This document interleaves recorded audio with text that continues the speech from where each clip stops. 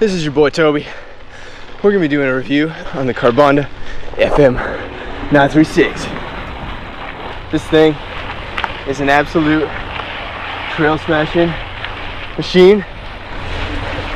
If you're balling on a budget, it's pretty rowdy.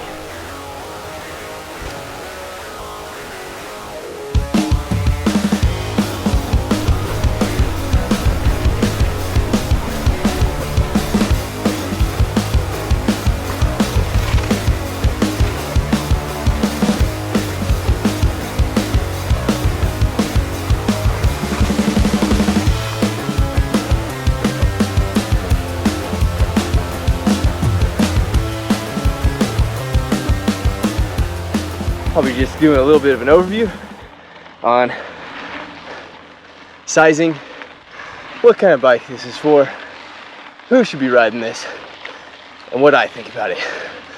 And breathing hard the whole time. Different sections of the video will be linked in the description below. So if you don't want to hear me ramble on, save yourself some time and skip ahead.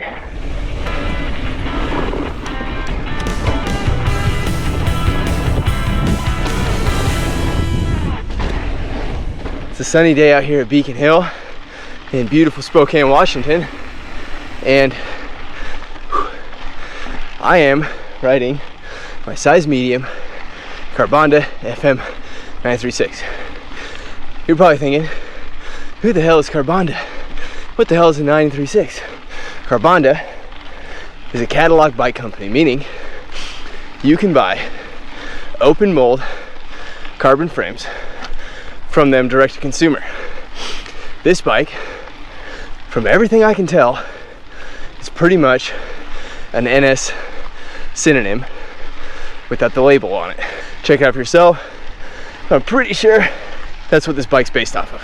A lot of people get very wrapped around the axle when it comes to buying from one of these catalog suppliers. I can only speak to the one I have. I've had nothing but good experiences. They answer every single email. They answer it quickly. They have solutions to everything you ask, and they're very helpful. I was taken aback as to how helpful they were via email over the course of purchasing this thing. And every small little problem I've run into since then is what I love about this thing is it's not painted. This is an entirely raw frame. And what that means is that I was able to inspect out of the box quality all over it. No paint to hide blemishes, no labels to hide any imperfections. And I have to say, it's pretty freaking good. I am hard pressed to find where this is a lower quality frame. They've been fantastic to deal with.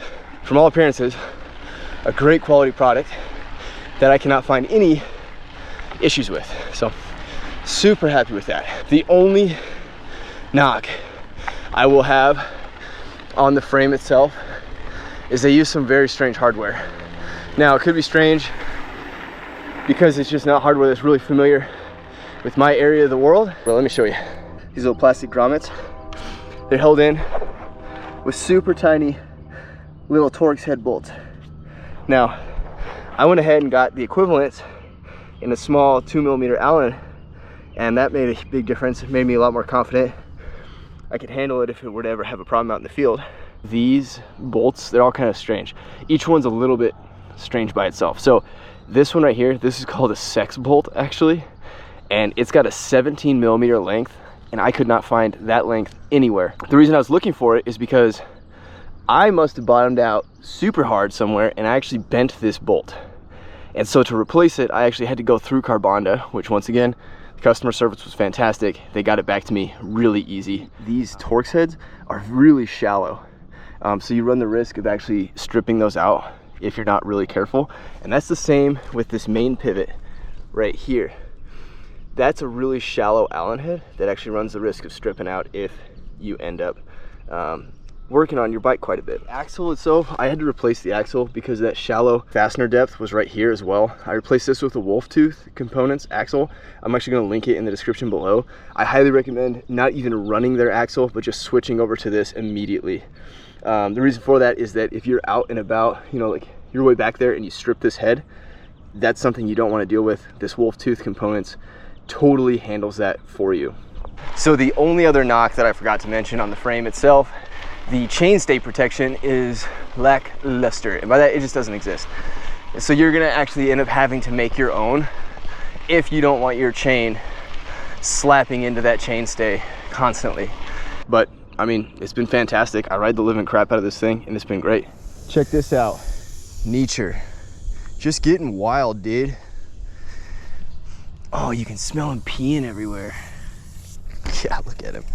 Just all kinds of pissed off. That's right, dude. When it comes to sizing, I'm 5'10".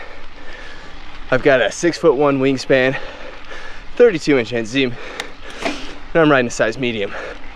I chose the medium largely because of that reach number. If you look at their number chart, that reach is massive, and it feels that way. This feels like a very big medium. If it were any bigger, I would have gone down to a small. If you're wondering what size, I would say if you're smaller than me, go with the size small. And I think this medium would support somebody clear up to probably 6'2" at most. You'll notice I actually went with a really short stem in order to shorten that reach up. If you're curious about sizing, that's what I'd recommend. As you can see, or probably here, I'm climbing. And I truly think this thing does a fantastic job climbing. That slack head tube angle might make you think it's gonna wander. Really doesn't. It's a pretty composed climber, all things considered. Once I, ooh, that's some erosion. Check this out.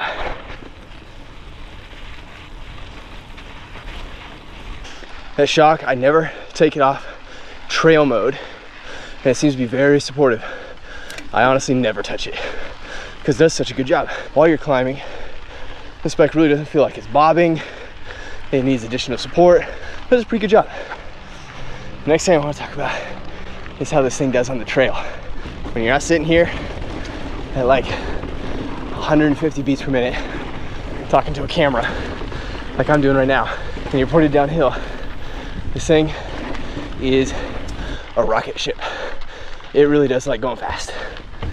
It especially goes fast if you're dealing with flat, sort of unsupported corners, mildly rough stuff, and small to medium-sized jumps. That's like right where it shines. I say unsupported corners because that's where this thing really shines, is its ability to corner. It just whips right around. And I think a lot of that is due to you just feel very centered in the bike. That same statement applies to jumps as well. It really does a good job when you're jumping. Whew. This pitch is hard. And then the technical comment, right? Medium to small size technical bits, because I think it can get overwhelmed pretty quickly. Nice, nobody's up here. I won't look like too much of a psycho talking to a camera, but if you're not actively using your legs as suspension and you're not careful, it really can get overwhelmed relatively quickly. So that's why limiting the amount of technical, or I should say rough stuff. I'll give you some examples of that in just a minute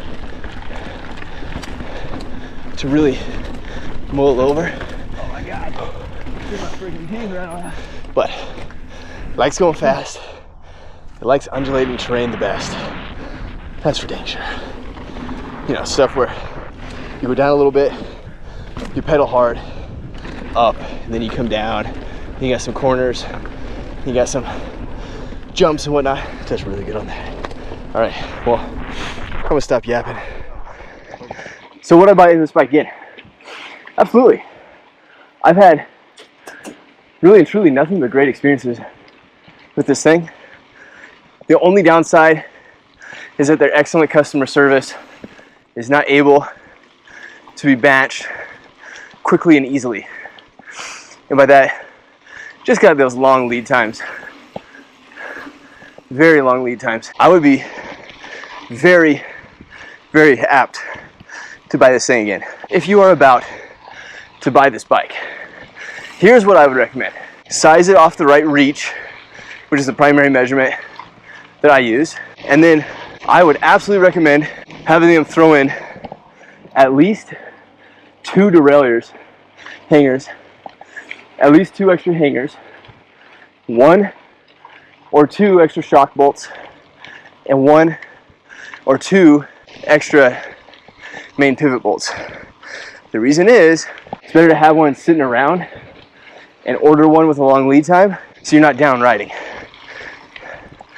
The other thing is, this says it comes with a headset. Don't trust it. Buy yourself a new headset. The headset seems okay, but especially the top cap, really cheap. Highly recommended. Swap that thing out. All right, so yeah, I think that's my Carbonda FM936 small travel trail bike. Kicks ass, takes names, bites bull snakes, and in general is freaking hoot to ride. Hope you enjoyed. If you enjoyed this one, why don't you go ahead and check out the other 2 videos shown in the cards above. I'd really appreciate it. This bike's been kicking ass and taking names. All right, time to get home.